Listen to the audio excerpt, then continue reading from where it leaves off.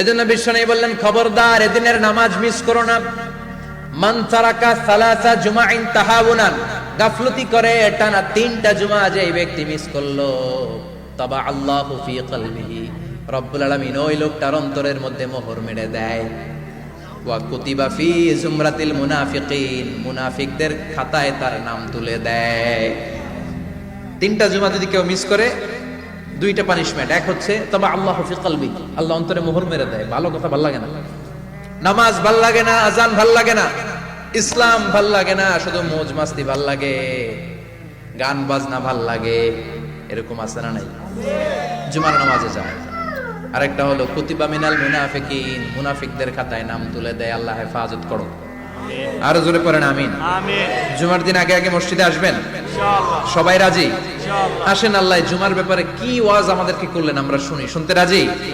আল্লাহ বললেন, ইয়া আইয়ুহাল্লাযীনা আমানু ইযা নুদিয়া লিস-সালাতি মিন ইয়াউমিল জুমআতি ফাসআউ ইলা যিকরিল্লাহি ওয়া যারুল বাই', যালিকুম খায়রুল লাকুম ইন কুনতুম তা'লামুন। পড়েন না আল্লাহু আকবার। আল্লাহ বললেন, ও আমার মুমিন বান্দারা শোনো শোনো। আপনাদেরকে অ্যাড্রেস করে আল্লাহ বলছেন, ও আমার মুমিন বান্দারা শোনো, ইযা নুদিয়া লিস-সালাতি মিন ইয়াউমিল জুমআ, জুমার নামাজের আযান যখন দেয়া হয়, ফাসআউ ইলা যিকরিল্লাহ, আল্লাহর স্মরণে তোমরা ধাবিত হও। ওয়া যারুল বাই', কেনাবেচা বন্ধ করে দাও। যালিকুম খায়রুল লাকুম ইন কুনতুম তা'লামুন, এটাই তোমাদের জন্য কল্যাণ যদি তোমরা বুঝতে পারো। জুমার নামাজের আযান যখন হয়, ফাসআউ ইলা যিকরিল্লাহ, আল্লাহর স্মরণে তোমরা বের হয়ে যাও। আল্লাহু আকবার। ফাসআউ ইলা যিকরিল্লাহ ইযা নুদিয়া লিস-সালামি ইয়াউমিল জুমআ, জুমার নামাজের আযান যখন দেয়া হয় বের হয়ে যাও, তখন কোনো কাজ রাখা যাবে না। এই আযান দ্বারা উদ্দেশ্য হচ্ছে খতিব সাহেব খুতবা দেওয়ার জন্য মিম্বারে বসলে যে আযানটা দেয়া হয়, এই আযান। কথা বুঝতে পেরেছেন? কিন্তু দুর্ভাগ্যজনক হলে সত্য, আমাদের বাংলাদেশে এই আযানটা কেন যেন মুয়াজ্জিন ভাইরা ইমাম সাহেবের সামনে এসে আস্তে আস্তে দেয়, ছোট ছোট করে ইমাম সাহেবের মুখের উপরে দেয়, মাইকে দেয় না। এটা পাইছে কই? এটা যে কোত্থেকে ঢুকছে এক আল্লাহই ভালো জানে। আযান মানে অ্যানাউন্সমেন্ট। আযান মানে কি? কথা বলেন। অ্যানাউন্সমেন্ট কি জোরে হবে না আস্তে? তো সব আযান মাইকে এত সাউন্ড করে, এই আযানটা ইমাম সাহেবের মুখের সামনে এসে ছোট ছোট করে কেন দেয়? এটার কোনো দলিল আছে বলে আমার জানা নাই। এই আযানটা মাইকে হতে হবে। আমি পৃথিবীর যত দেশ ঘুরেছি, অনেক বড় বড় মসজিদে আমি জুমার সালাত করেছি, সব জায়গায় মক্কাতুল মুকাররমা সহ মসজিদে নববী সহ সব জায়গায় খতিব সাহেব জুমার মিম্বারে বসার পরে যে আযানটা দেয়া হয়, এটাও অন্যান্য আযানের মতো মাইকে দেয়া হয়।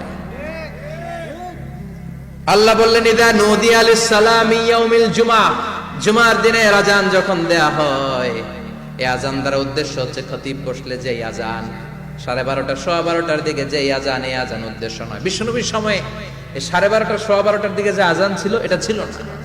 বিশ্বনবীর সময় ছিল না, আবু বকরের সময় ছিল না, সাইয়েদনা ওমর ফারুকের সময় ছিল না। এটা চালু হয়েছে সাইয়েদনা উসমান যুন্নুরাইনের সময়। তখন মদিনাতে মানুষের সংখ্যা অনেক বেড়ে গিয়েছে, লোকজন আর জায়গা হয় না, মুসল্লিতে ঠাসাঠাসি। উনি ঘোষণা দিলেন, সুকে জাওরা, জাওরা নামক বিশাল একটা বাজার আছে, ঘোষণা দিলেন এখন থেকে ওই জায়গায় জুমার নামাজ হবে।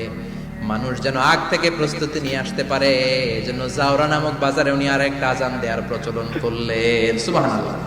সেখান থেকে আজ অবধি আমরা এই অতিরিক্ত আযানটা দিয়ে থাকি। এটা নবীর সুন্নাত না, এটা সাহাবীর সুন্নাত।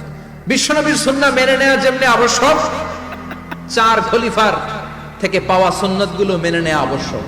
বিশ্বনবী বললেন, আলাইকুম বিসুন্নতি ওয়া সুন্নাতিল খুলাফায়ে রাশিদিন আল মাহদিয়িন, আমার সুন্নাত ধরবা।